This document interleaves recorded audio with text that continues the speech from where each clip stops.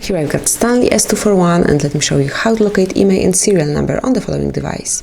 So at first you have to open the settings, then scroll down to the very bottom of the list and click on About Phone. Then go to the status, and here under SIM status you will notice IMEI information. Simply open it, and here you've got both IMEI numbers for both SIM slots. Let me go back, and a bit lower you will be able to notice serial number for your device.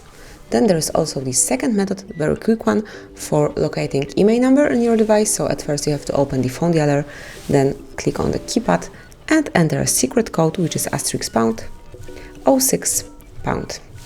And that's it. As you can see, you've been provided with both IMEI numbers for both SIM cards to your device. Click on OK to go back, and now you can use your device as usually. So that would be all. This is how you can quickly and easily locate IMEI number and serial number for your Stanley.